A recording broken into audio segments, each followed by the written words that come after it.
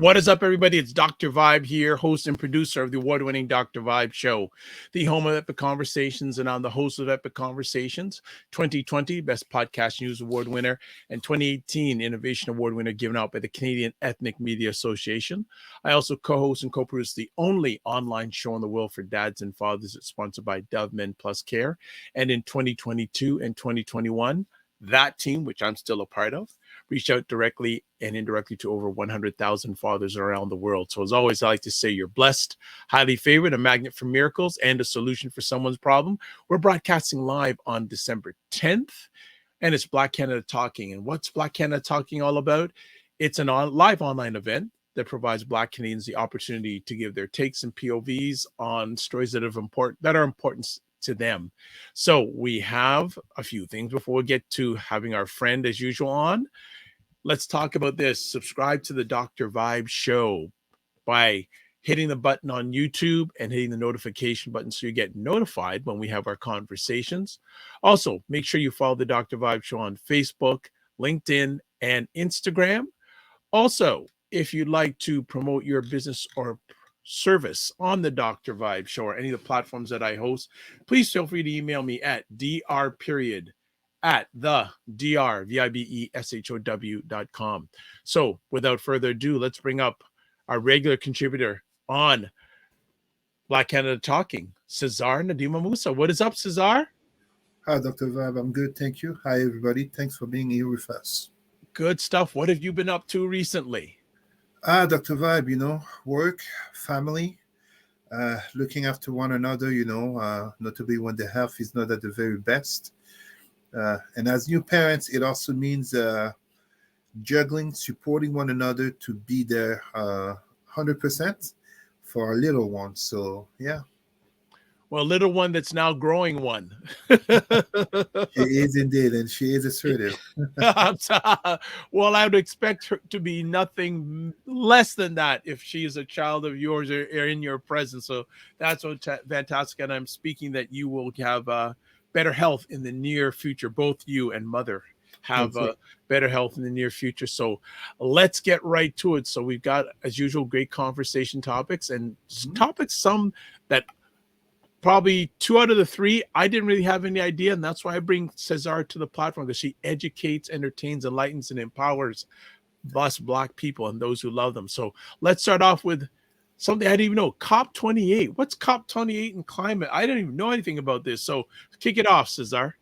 Well, it's basically COP28 refers to the 28th Global Summit on the Environment, in terms of, from the United Nations, but also European Union, United States, China, Russia and India, and the United Nations, etc. But more and more, and this is basically the particularities here in terms of why we're talking about COP28 and the importance of this conversation here. It's basically the fact that, here in Canada, we've seen forest fires. We hear about floodings, notably in Europe, but we hear about from earthquakes to, so many environmental issues that we hear about, but we don't hear as much about what's happening in countries of the South. Basically, countries that are the least responsible for the degradation of the environment in the world.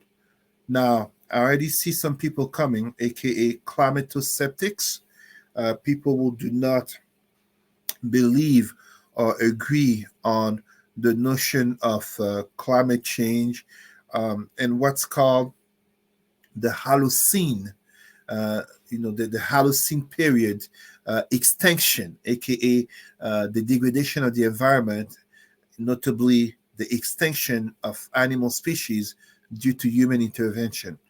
But it is a fact that what's called the Global South, aka in geopolitical affairs, the groups notably called the G77 and China, so the Global South, aka non-developed countries, non-Western countries,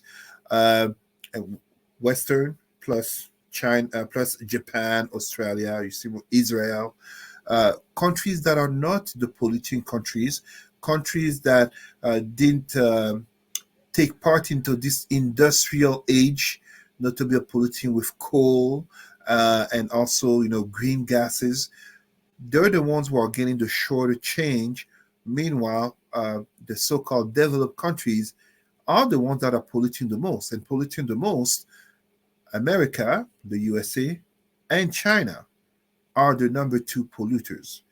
So COP28 has come, first of all, with criticism from the start, as it was being held, if I'm correct, in Dubai or UAE. Yeah, Dubai is in UAE actually. Yeah. So it was being held there, and notably the president, Sultan Al Jaber, is head of an oil producing company. So you're talking about the environmental summit, and the head is already it's already a controversy. But something that has come out with, how can I put it, some applause but also criticism, is the notion of loss and damage fund, in terms of like a pool. It's basically like a pool where richer countries would put in money to help um, to pay for damages due to environmental climate issues that impact more southern countries. So, to give you an example, Canada, as a rich country, would not get money because of predictable forest fires, while a country such as Zimbabwe, that was notably flooded, would get some money. But of course, the start of the problem, as in anything when we talk about money, who controls the money? The IMF, United States. It's the polluters who control the money. This is already a start of the problem. And at the same time, in terms of COP28, is the fact of a lot of the countries of the South are decrying that the measures have not gone far enough. Before I forget, and I will pause here, Dr. Vibe, allow me to pay tribute to a great lady of Black consciousness, African liberation, and women empowerment. The Kenyan politician, Mrs. Wangari Maathai. She was the 2004 Nobel Peace Prize for the Green Belt movement, which notably was to address environmental issues and kind of like, tackle it from the ground, kind of like, just as we do, but environmental activists, because, when you have a degradation of the environment, notably in a poor country, or let's say in a overly exploited country, what does that create? It creates internal refugees, and refugees will leave their countries and notably die on the Mediterranean to reach Europe if they're not enslaved in Northern Africa. You have a rise of poverty, which also coincides with a rise of criminality. You have more political instability, and political instability goes along social instability. We're talking here about, yes, crime, but we're talking also about rape. We're talking about an increase in terms of notably sexually transmitted diseases. We're talking about broken homes, etc., etc. I think, and this is something that I've addressed for already a few years, and I've said it, I remember very well at a debate in Montreal. Pan-Africanism of the 21st century cannot be real, cannot be concrete without talking more and more about the environment. This is not about Greta Thunberg. Obviously, I don't look like her. This is not about, how do you call that, writing some popular topic, because truthfully, notably in the Black community, the environment is not a popular topic. I mean, I don't hear Black people coming to say that the pastor or the priest or the imam was telling them about the importance of the environment. So, but we have to recognize the importance of addressing environmental issues, because as we are talking more and more about climate change,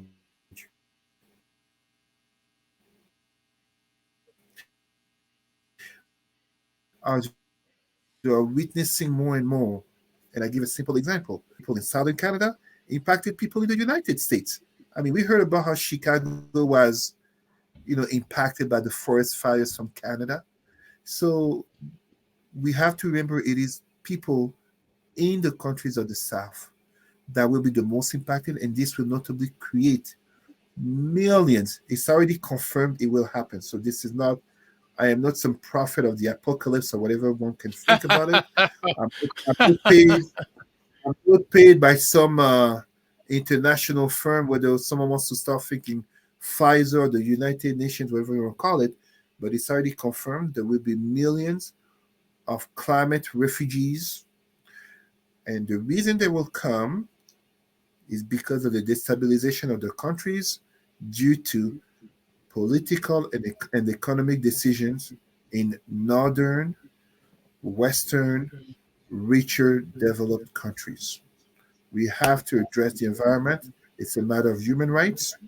It's a matter of human dignity. It's a matter of Pan Africanism. It's interesting now, as you were beginning to talk about, I have been hearing some reports about this conference, and the gentleman who's, I guess, the chair of the conference, he also represents oil interests. So people are saying, like, what's the use of this conference? It's all optics, because at the end of the day, big oil companies are going to make sure that nothing goes too far. Is that a correct assumption? That is a very correct assumption. And of course, Sultan Al Jaber, and we have to be fair also here. Um, I don't throw all my criticism against him. Yeah, he's the head of an oil company, but guess what? If but people still showed up, people still went ahead. So how are you gonna blame him? How many people will refuse attending an international conference of a couple of days in Dubai? I don't know anyone who would. So he also said something in terms of how do you call that? You have to compose with fossil fuels in terms of an answer. It is Yes. not. It is not, and he's not entirely wrong. I totally hate to say this.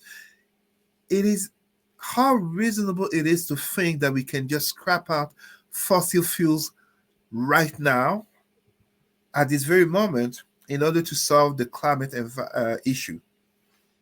With COVID, we did see proof of the restrictions and lockdown that reduced driving and cars on the road, and there was a lowering of gas emissions in the air. There are cities in the world that suddenly the air cleaned up because there was less traffic. But are we at a point where we can truly say no more gas, no more waste, no more green gas? That is not realistic. And I'd like to give, I actually discovered this today. There's a brother in Atlanta. I'm giving him free publicity, and I hope I'm not giving publicity to something that may be false, but I discovered this on Instagram. Brother Derek Bailey, who runs a group, Derek Bailey Automotive Group, I believe in Atlanta. This black brother basically is coming up with a system that can turn a fossil fuel, basically combustion car, into an electric vehicle. I just discovered this today. Don't take my word for it. I find it amazing. I hope it's true. I am not an engineer. I am just being a Pan Africanist, giving a shout out to a brother, hoping this is truthful. If it is, Brother Billy, you have my support. We need to promote our people doing great things. On Instagram, they were talking that, it's going to be the competition to Tesla. So right away, I'm like, let's keep these brothers safe because we know things can happen. True. So there you go. So an example here, these are things, you see, when we come here, Dr. Vibe, and the importance of your show, just as any platform that addresses Black consciousness, we need for our people to know the people who stood up for them. I gave the example of an elder sister who passed away in 2011, Wangari Maathai, and I know most of our Black people don't know about her. Yeah, she was a 2004 Nobel Peace Prize, and I think I might be wrong. She's the only African woman. I don't want to say only black woman, but it might also be only black woman to have won the Nobel Peace Prize. Wangari Maathai, Maathai, from Kenya. And now I'm giving this brother discovered totally by accident on Instagram. I'm rarely on Instagram. Uh, Derek Bailey Automotive Group in Atlanta. So we need to know our people who are doing great work so that we can show support to them. We can educate ourselves better on the topic because the environment. I mean, we've all seen all those movies, Mad Max and, how do you call them? All those end of the world, it doesn't have to be the zombies, like my daughter loves zombies, just to let you know. So we always talking about zombies every day. I'm a new parent. Trust me. Oh my I'm learning. goodness. But no, it doesn't have to be about zombies or Walking Dead or I don't know, some dragons or apocalypse. Mm-hmm. The environment is a reality, and as Black people, we have to become more and more aware and concerned because it will impact people who look like us the most. Yeah. In Yeah. Africa, in the Caribbean, in Oceania, Australia, in the Pacific, we can Ottawa, Toronto, all over the place because all over the place. yeah, because anything that's not a good thing usually impacts people like you and I the most a lot of the times. The disadvantaged, the marginalized. And what is one thing that COVID taught us? I mean, it didn't teach us Black people. We knew this, the disproportionate impact it has upon Black people. Now, imagine when the air quality goes down. Mm-hmm. Imagine when there's an increase of cardiovascular issues combined with, of course, conversations that are happening, such as in Ontario, healthcare at a cost. Well, look at just a few. Was it last summer the forest fires? Yeah, The effect it was causing, not just in parts of Canada, but just throughout North America. throughout North America. Yes. And I don't hear too many people like us talk. We need to talk about it. Let's see, environment. It's something we deal with 24/7, 52 weeks, 365 days a year. But we have to. I mean, whether we're talking about another hurricane in Florida, there's Black people there. Yeah. Talking about earthquakes on the west coast of the states, there's Black people there. Are we talking about the Midwest? Are we talking about the impact right here, the derecho that can impact Ontario and Quebec? There's Black people there. Yeah. So I mean, Black people, and I support this 100%. Black people, let's spread out. Let's be on the four corners of the world. I want to hear about Black people in Mongolia and Kazakhstan, just as I want to hear about Black people in Argentina and Guatemala. Yes, Black people are everywhere, just as in 100 years or 1,000 years, there will be Black people on the star somewhere out there in the galaxy. That's universal Pan-Africanism. That's what I promote. But we have to also address these topics that are less popular in our community, but ultimately impact our community that much more. True. The environment. True. Very serious, my friends. This is not some hoax or some white liberal, whatever you want to call it. This is not some, no. We have to talk about it, my people. Absolutely. All right. So what we're going to do is we're going to take a quick break. And after our break, we're going to get into two very interesting Black men. One gentleman named Greg Fergus, who's the Speaker of the House. And also, we're going to talk about Sean Diddy Combs, two Black men, very prominent in the media. Well, Mr. Combs much more globally than Mr. Fergus, but Mr. Fergus here especially very prominent. And both of them are a little bit of a controversy, but Mr. Combs is a little bit more controversy. But we'll be back in 90 seconds. Keep it locked on Black Canada Talking. And that's what I feel like. You feel like you're the Harriet Tubman of the mind. I am. I feel like I'm one of the Harriet Tubmans of intelligent Black people. Like, I want to liberate y'all from like being left behind and ignored and oblivion. No, really, the rappers get all the attention. Seriously, does anybody else feel this way? Like ignorant Black people they'll be all up, getting all the headlines on the Shade Room, Overly and sexualized black over folks. like the twerkers and the just people that don't always represent the best of us. The diversity. Like people like Dr. Vibe. Like everybody should know about people like Dr. Vibe. They Dr. really Vibe should. he's trying to do good work for black people. Dr. Vibe from Toronto. Good to see you, my brother. Dr. Vibe. Everybody follow Dr. Vibe. He has a great show. He's very good at what he does, and I have a lot of respect for him. Okay, so let me hop into this. What's up, Dr. Vibe? How you doing? Everybody, if you see Dr. Vibe in the chat, everybody go follow the Dr. Vibe show. Dr. Vibe is a real smart brother and a good human being. I like the guy a lot, and he's very intelligent. And I think everyone should pay attention to what he's got going on. We got to shine the spotlight on the intelligent black people out here that are really doing the good work. Don't just pay attention to the rappers and the celebrities. A lot of these people are losers. Your true winners are your people in your community that are really having your back. Helping us to have stronger families and a stronger community. So Dr. Vibe is in that category. So you might see the Dr. Vibe show in this chat. If you see him, please go follow him. Okay. All right. So anyway. All right, Dr. Boyce and Dr. Alicia Watkins, big supporters of Dr. Vibe, and right back to both of them. So go check them out on their various social media platforms. We're here with Cesar, Black Canada Talking, broadcasting live December 10th. So let's talk about two black men that are in a little bit of controversy, one more than the other. So let's take the gentleman, at least in this country, who's in a little bit of controversy.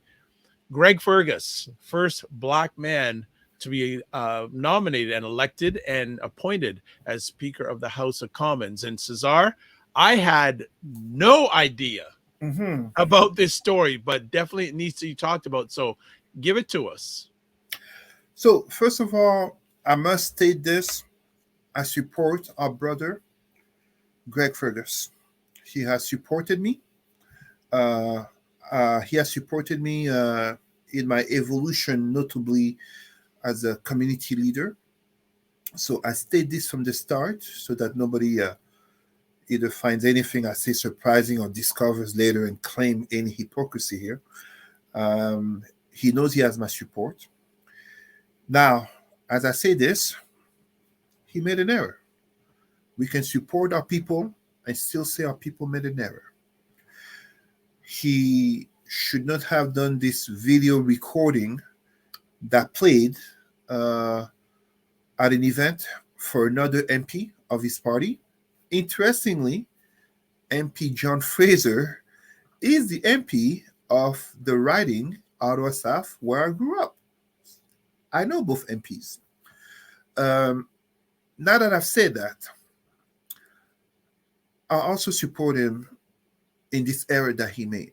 And the reason that I support him, he apologized, he expressed regrets, and yet here we are finding some MPs, notably of the opposition, still wanting for him to step down. Basically, saying that he should resign. And one of those MPs is a certain Andrew Scheer.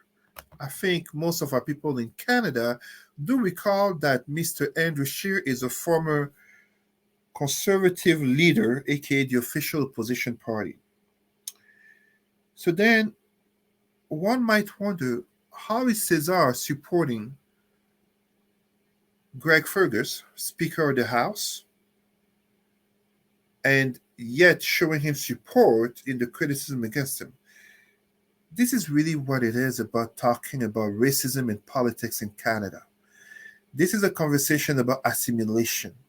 This is a conversation about how when a black person does wrong, they need to be punished that much further. Help me, work with me here as I'm going to go here. Andrew Scheer, the former conservative leader, wants for Mr. Greg Fergus, Speaker of the House, first black Speaker of the House, a historic moment, to resign over a video for which he apologized, where he showed support to another Liberal MP, aka his party, before he became Speaker of the House. For those who don't understand, when you become Speaker of the House, you are to be neutral to all parties. There cannot be affiliation in terms of preferences, aka allegiance to one party over another.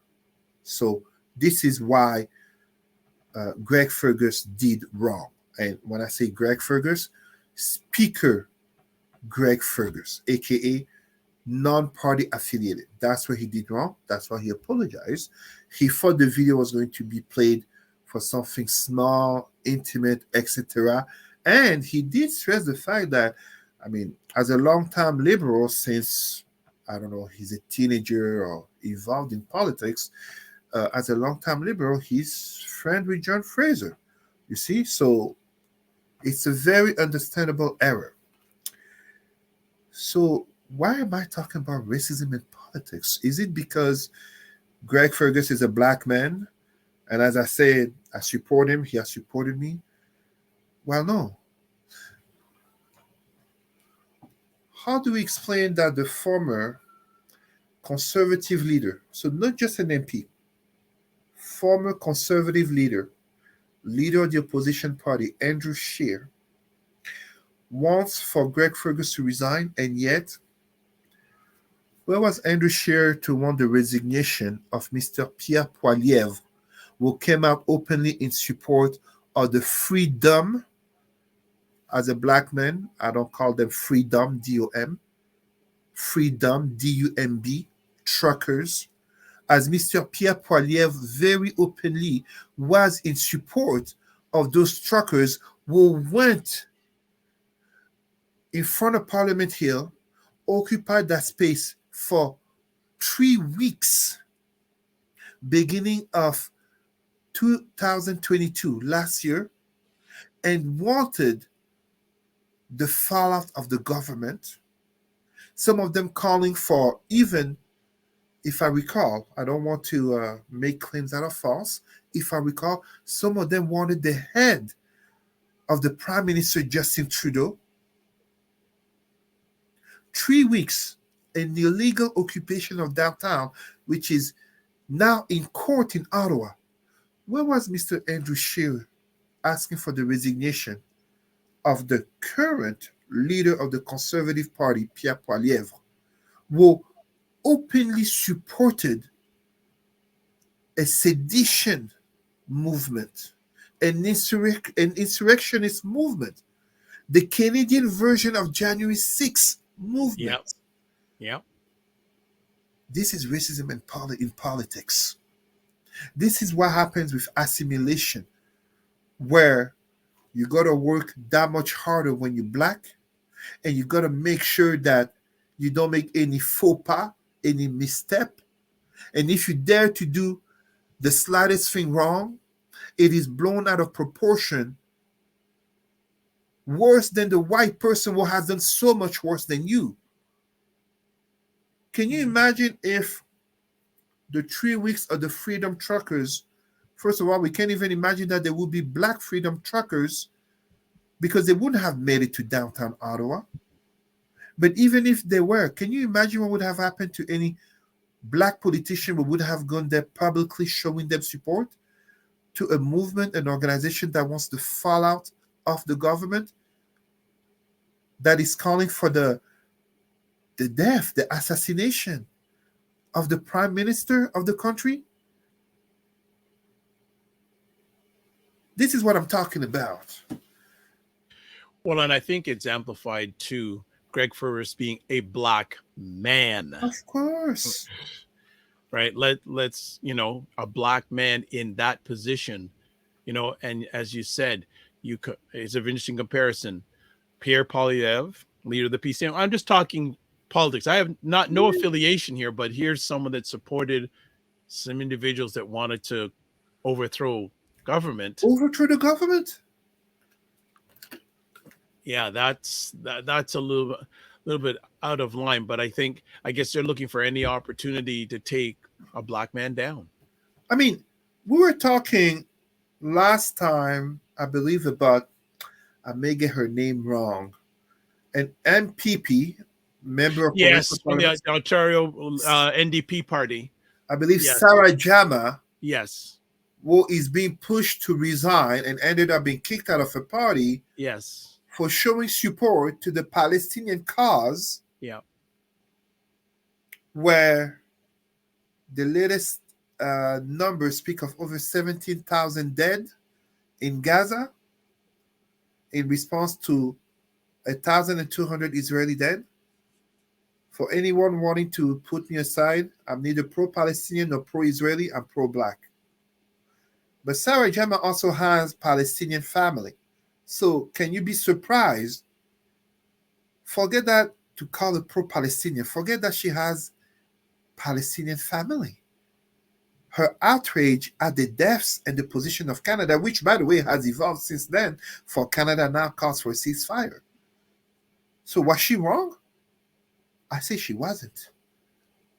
So when it's a black person, you see the very nature of racism in politics. Yeah. The punishment for that black person to dare to step out of the carefully crafted lines. So here, to me, it's a beautiful example, and I can't help but to mention Mr. Andrew Scheer in terms of political hypocrisy. Andrew Scheer, where are you to call out Mr. Pierre Poilievre, the current leader of your party? He is proud. He doesn't even hide it. He is proud to have supported the Freedom Truckers for political gains.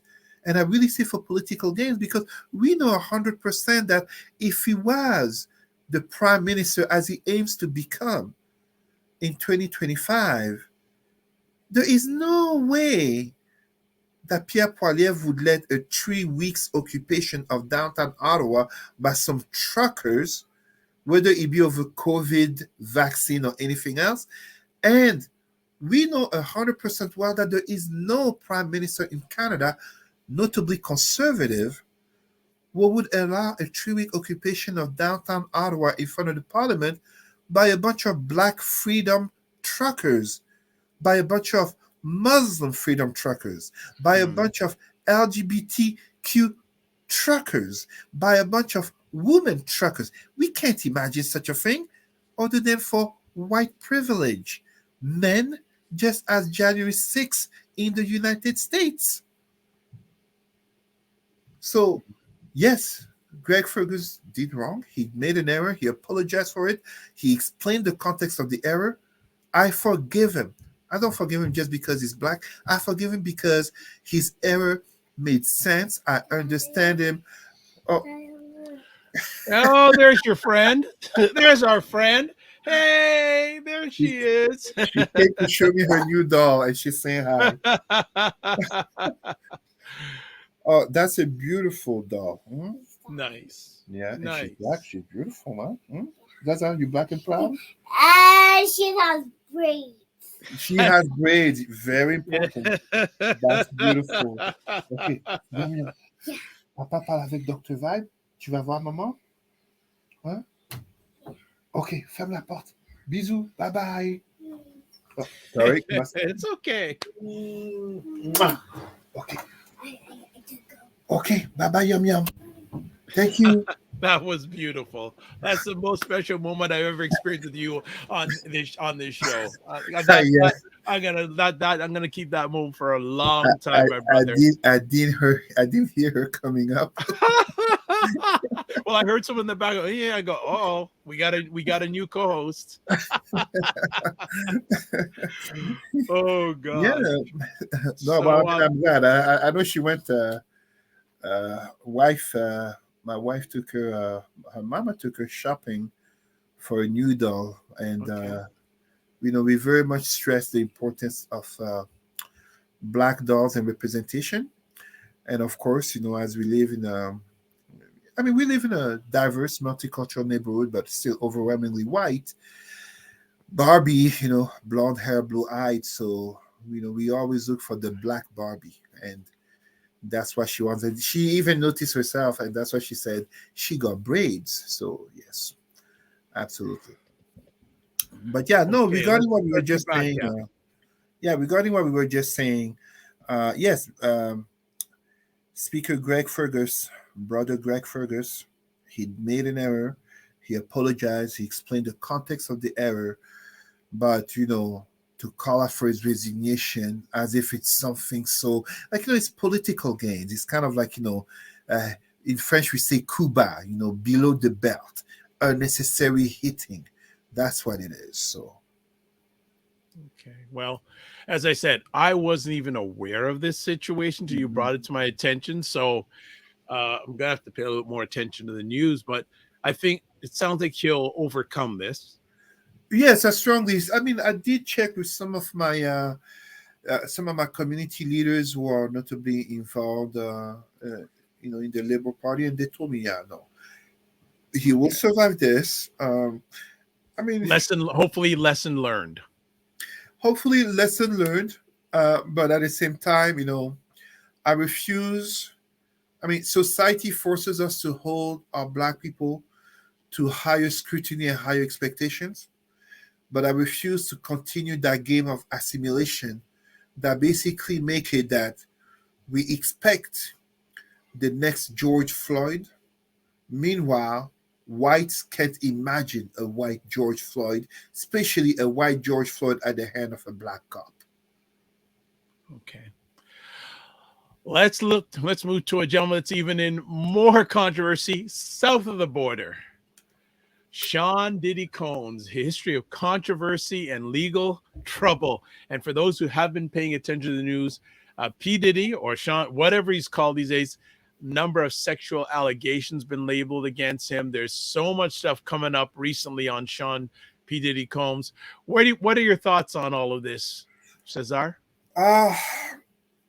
It's an unpleasant and difficult take. And I say this with solidarity to our sisters who are victims, because on one side it's a bit ironic, one wants to come with, referring to P. Diddy, Sean Diddy, Puffy Combs, body of work, aka more money, more problems, aka can't stop, won't stop, aka nobody can hold me down. But look, there is not enough Black male solidarity to put in contrast the fact that effectively we shouldn't believe someone just because they say, because there are false allegations, and we know Black men have been victims of false allegations. I am a Black man who has faced false allegations, as you know, Dr. Vibe. Yep. So that is one thing. But on the other side, we also have to be honest. Black man, white man, it could be a woman, even though it's rare, but yeah, it could be a woman. When there is an accumulation of allegations, an accumulation of victims, claimed victims coming forward, an accumulation of disturbing behaviors, and in the case of Sean Diddy Combs, there are also other Black men who are coming forward and saying the brother misbehaves a lot. That becomes a problem. So this is not something in terms of this billionaire, rich and famous Black man being attacked by all these women. No, there are Black men who are saying, hey, listen, the brother doesn't behave well towards women and towards men. Whether it's attacking people, making threats, apparently blowing up someone's car. That's what's going on here. This is like this is barely the movie.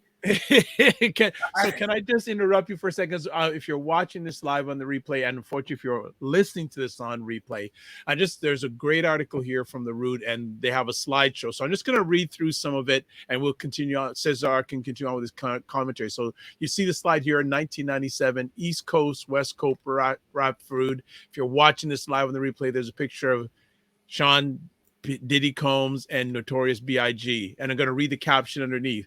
In the mid-1990s, rap music was dominated by the ongoing feud by East Coast and West Coast artists, specifically Bad Boy and Death Row. Insults and diss tracks went back and forth as the tension rose to a dangerous level. Unfortunately, it reached a tragic peak with the murder of Tupac Shakur and Notorious B.I.G., two of the most influential artists in music history. Diddy has never been arrested, charged, or credibly connected to either attack, but that hasn't stopped controversy theories continuing to suggest he was somehow involved. Let's go to I'll go to another slide here. Nas,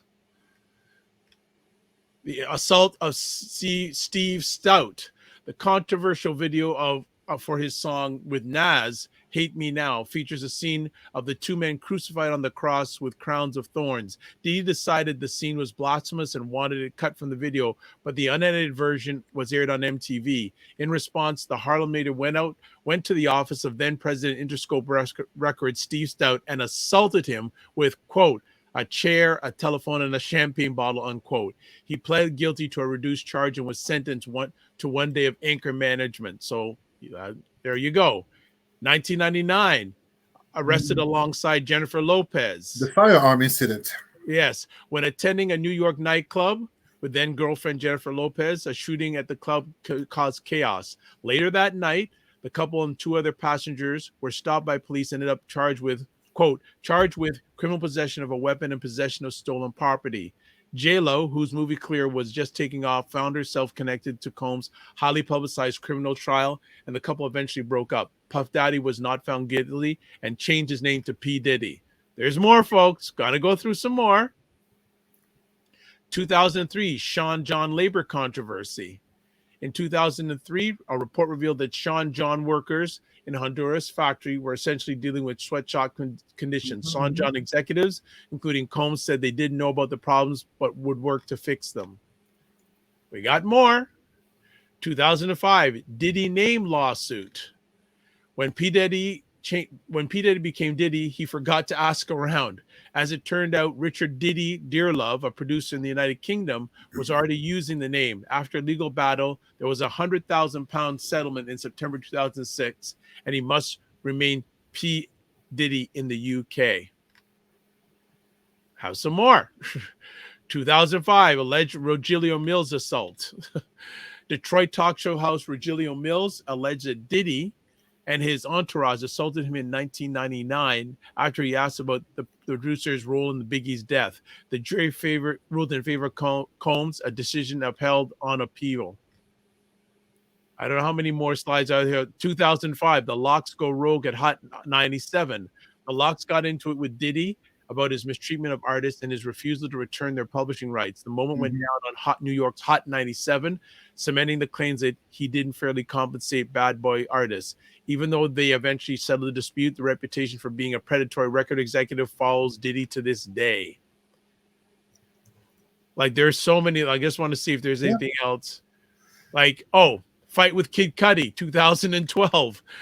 In light of Cassie's allegations, this is particularly disturbing. In November 2012, the two rappers reportedly got in a fight over the singer in a Hollywood club. Rumors say, quote, they exchanged heated words to a point where the entire club was watching, creating a huge scene. So obviously we need to go back then because 2007, sued for allegedly ordering a promoter's assault. A nightclub promoter sued coming home rapper for $4 million, claiming Diddy had his bodyguard had his bodyguard forcibly remove the promoter. He alleged his was punch kicked. That's bad grammar. He alleged his was punch kicked and chased around the club. So as you can see, folks, Mr. Combs has not avoided controversy. Again, alleged assaults of Suns football coach, sexual assault alleged. Mays accuses Diddy of unfair compensation. Diddy against Diageo. This was just this year.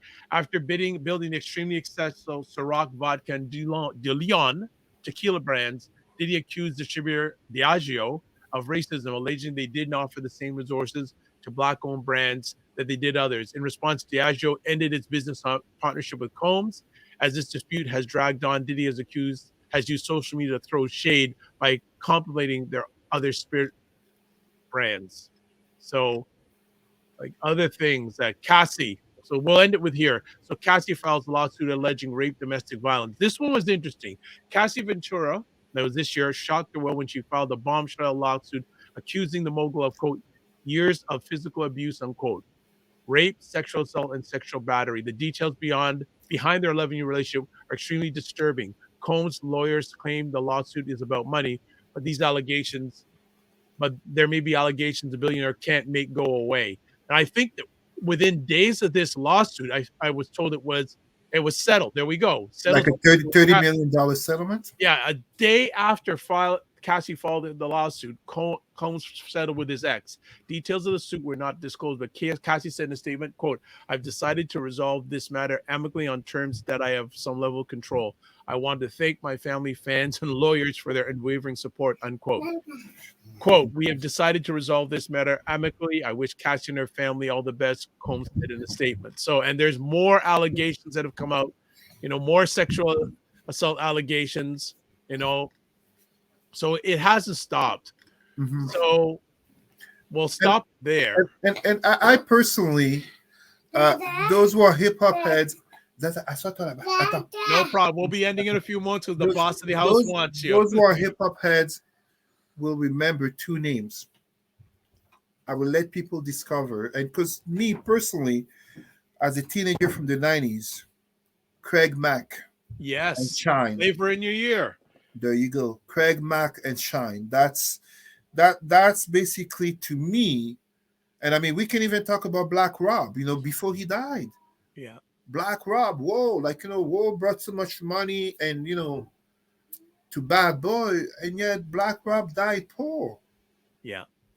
At the hospital. So what I'm saying is, you will never see me jumping on the bandwagon of guilting a man, not to be a black man, just in the name of allegations, as I know the weight that can come with false allegations. 100%. But as I'm saying, and you went through a history. Yeah, and I didn't get through everything. I mean, we have to be honest with one another. It's not just women. Most of the names that you mentioned were from men. Yes. Other than saying this brother misbehaves. Yeah. Yeah. So yeah. what do we say? What do we do? And at the same time, there is a logic that says you don't just, even if you're a billionaire, you don't just give away $30 million, allegedly. Obviously, I can't say for sure. I'm not privy to these communications, but allegedly, you don't just give away $30 million as a settlement to an ex who would make a false accusation. Yeah, there you go. Truth. Follow the money. Truth. You see what I mean? It's not even that what Cassie said is all truthful, but even just some truth. And some people talk about, what about the previous ex, aka and mother of his kids, Kim Porter? There's so much. I don't know. It's unfortunate. It's unfortunate that we see so many brothers, black men, in my case, older than me as well, whether it's Bill Cosby, whether it be the king of R&B, R. Kelly, and now we see P. Diddy falling in disgrace. But the problem is not that they're falling in disgrace because they're black men. Because there are black people who are coming and saying, this brother has misbehaved. Eventually it becomes difficult to deny or to just put it all under the claim of racism or under the claim of sexism, or even some black women will hate him because he's a black. No. I give a perfect example. And this one, he's not in jail, but a certain man by the name of Clarence Thomas, he still became Supreme Court judge, but Anita Hill was telling us, I was a kid, in the early 90s that this man sexually assaulted her. And we saw the politics that he came to protect. Yeah. Well, the politics he came to stand for. So, I just want to show the final slide. So slide here, it says fallout from lawsuit. So with his reputation damaged by these accusations, Diddy is now dealing with the fallout of the allegations. He recently stepped down as chairman of Revolt TV, while Capital Preparatory Schools has ended its partnership with the Bad Boy founder. It remains seen what other corporations and entities will cut or It remains to be seen what other corporations or entities will cut ties with Combs. And in the name of publicity and marketing, sometimes it's not about allegations being truthful, but the rumor and the scandal of it, especially when there's an accumulation. And just as you did with this article of The Root, you go far back enough, it's again and again and again and again. And I mean, the common denominator to all of these scandals and issues become that one man. And me, I just gave 3 simple examples. I'm not even accusing P. Diddy. I'm not even giving the name of a woman here. Mm-hmm. But black man to black man. I said Craig Mack. I said Shine. I said Black Rob. I can't trust the brother. Like what? I'm supposed to be number 4? Imagine if I were a rapper. Wait, Mm-hmm. Craig Mack, Shine, Black Rob? Who am I that you're going to treat me differently? Yeah. I mean, we can add loons or whatever. Like, people can put many names. But these are just the 3 names by which me, as a young brother who was a teenager in the 90s, who happened to be there in 1995 when hip-hop went global. 1995, that's the year hip-hop went global. Become a global music genre. Biggie was rapping that hip-hop wouldn't go this far, and hip-hop became global. Tupac and Biggie are the first 2 global stars of hip-hop, just as Michael Jordan brought basketball to a global stage. Sorry for the LeBron fans, and by the way, congrats to LeBron for winning. Winning that championship last night. Ring number 5, all pun intended, of course. Yeah. But for me, as I see this from the 90s to now, Craig Mack, Shine, Black Rob, what do they have in common?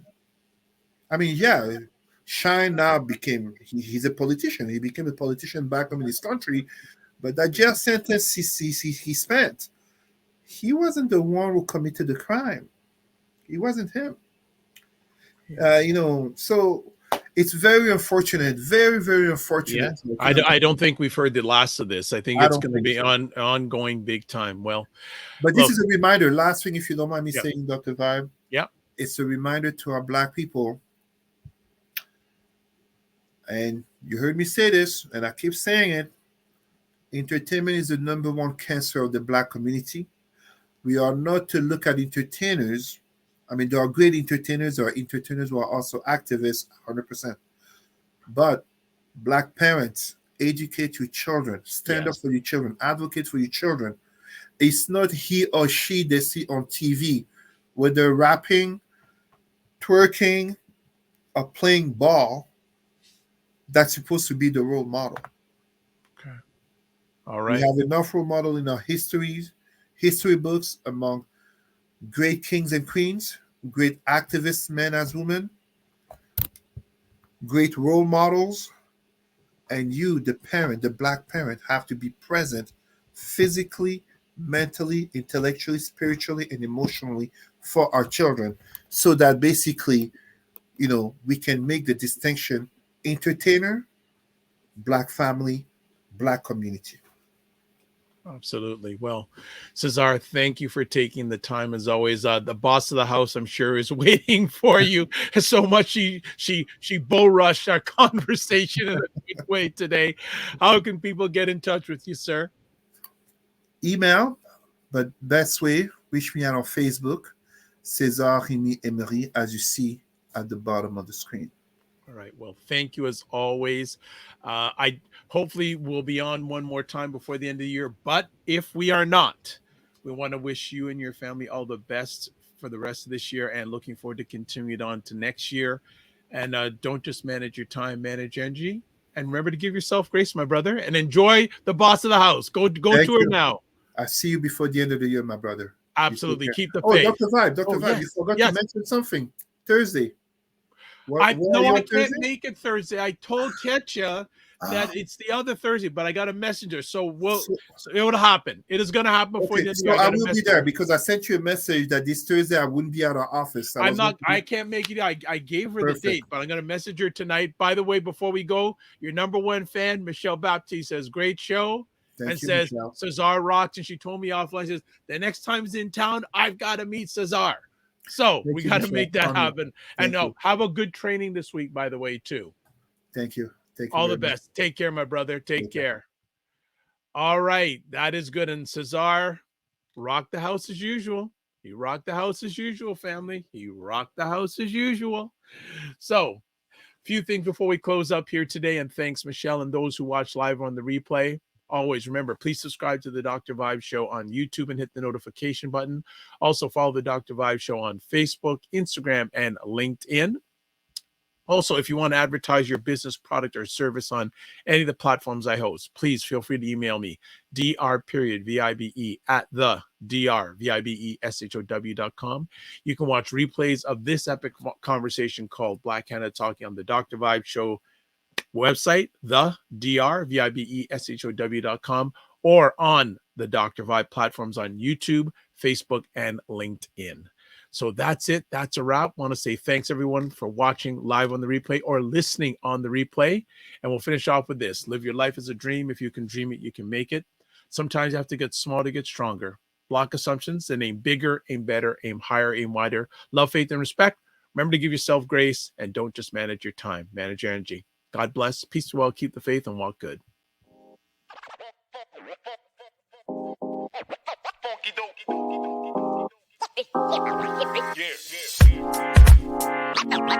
Listen.